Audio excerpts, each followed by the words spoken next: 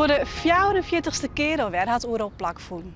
10 dagen lang wie Skylge het decor van voorstellings, beeldende kunst, striptheater en muziek.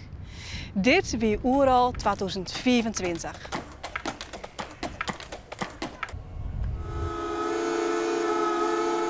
Wij staan hier nu tussen allemaal ruiten, wisvloeistof, reservoirs, allemaal oude, heel veel. Wat ik me dan eerst afvraag, hoe kom je dan aan zoveel van deze dingen? We hebben verschillende autoslopen waar we altijd naartoe gaan. En die kennen ons ook al. En daar halen we ze de meeste zelf uit de auto's. En dan, maar soms vragen we ook, willen jullie ze komende weken verzamelen? En dan halen we ze op. Ja, we hebben gewoon zoveel afval en de auto staat gewoon heel erg symbool voor overconsumptie, kapitalisme, maar ook ons idee over vrijheid en zo. En we vinden het eigenlijk heel mooi om al die oude auto's die op de sloop staan weer een nieuw leven te geven.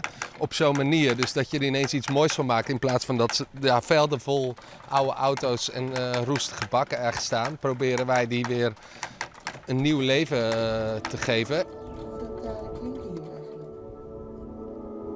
1, 2, 3, 4, 5. Nou is het al het Oeral geweld van muziek, striptheater en toneel. Kun je natuurlijk ook de natuur ingaan om even wat te relaxen. Maar bij deze installatie komt het meditatieve en de keuzestek bij elkaar. Geen tijd te verjezen voordat de wind de zee inhaalt. Dit ziet sprekend tegen de wind in. Lees eens uit. Het is een installatie van de Skylge dialecten, dat binnen de treien. En die klinken een beetje correct als in de wien inpraat. Dus de klinkers, alle klanken, het binnen er nevens mij 20. Dat is meer als het Hollands, dat binnen met tredjen.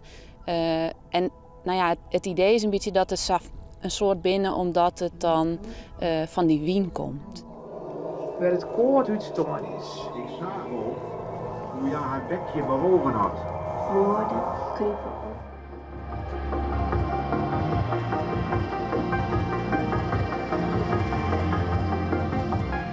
Wat is heel belangrijk daarbij om dit goed te doen en dat het ook allemaal veilig is?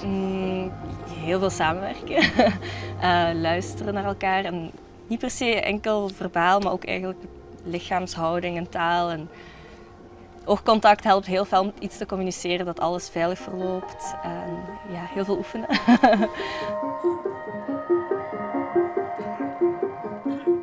Het publiek moet ons ook vertrouwen, aangezien dat we interactie hebben met het publiek. Maar wij moeten elkaar heel erg vertrouwen. En hoe kunnen we eigenlijk een soort mini-wereldje creëren waar dat er heel veel harmonie en liefde bestaat tussen een groep mensen met de mensen die daar aanschouwen. En om zo het publiek een mooi moment mee te geven.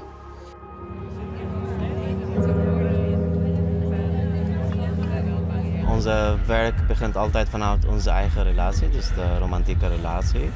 En dit zijn momenten van dat we elkaar niet kunnen goed begrijpen of niet goed horen.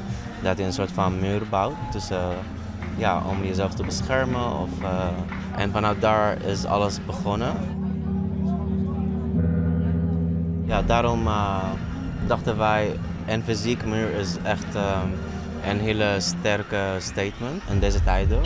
Om mensen te laten reflecteren op wat tegenwoordig gebeurt overal. En vooral in mijn land, Palestina. Ik heb nooit een muur gebouwd zelf. Ik sta altijd aan de andere kant.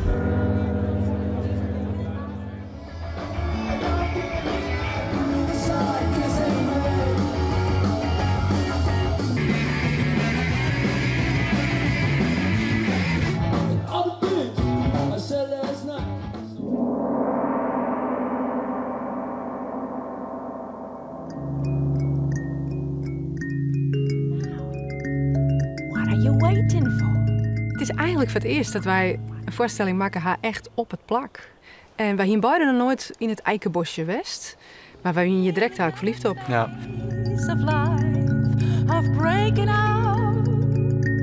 Dus bepland het vorige programma, we maken het dus, ziet ik in ieder geval zelf ik in een periode dat ik me realiseerde wat er in godsnaam al rond de hoorn is.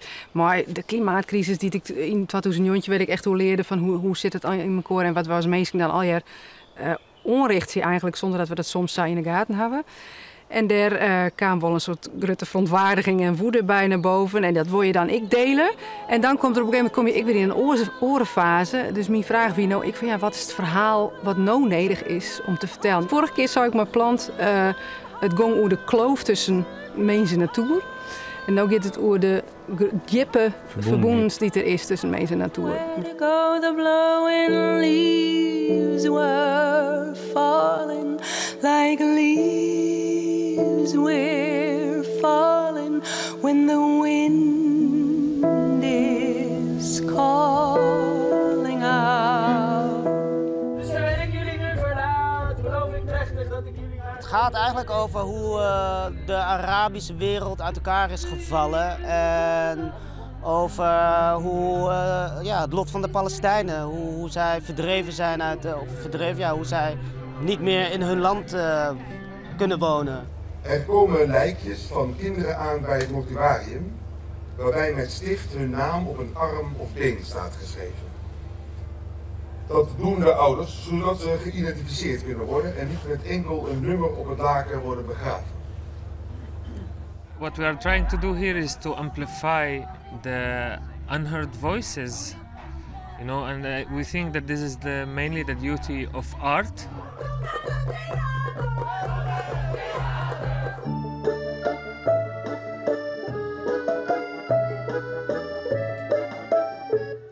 Die zijn wel een stukje nuchterder dan net. Ja, ze worden steeds nuchterder. Ja, daar lijkt het wel op, hè? Zo, hallo.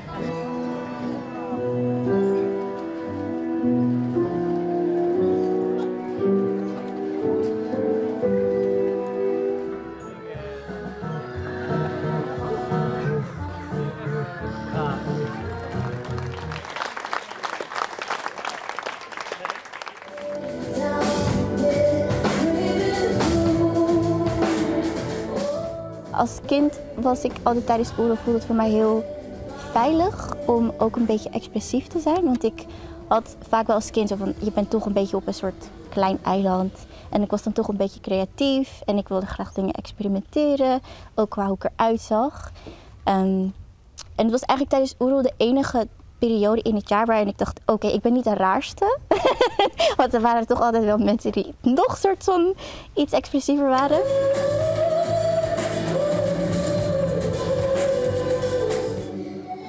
Ik wil heel graag eigenlijk performances maken die niet alleen muziek zijn, maar ook meer dans, meer theater. Dus daar gaan we ook ons de komende 2 jaar op focussen.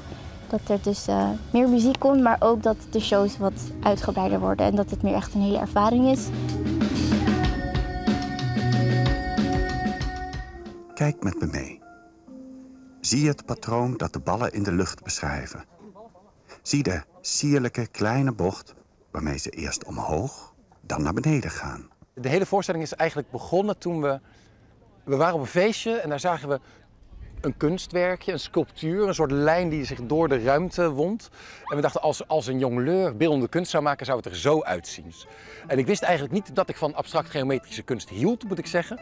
Maar eigenlijk door die samenwerking snap ik ook veel beter wat daar zo mooi aan is. 2, 3, 4, 2, 3.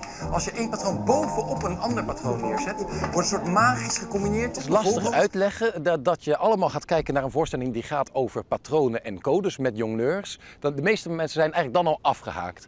Maar op het moment dat ze hem zien en zien hoeveel, dan zeggen ze, ik had dit totaal niet verwacht, hoe ik geraakt ben, hoe de schoonheid die erin zit en vooral hoe ik op net een andere manier naar de wereld ga kijken. Want dat is uiteindelijk waar het over gaat.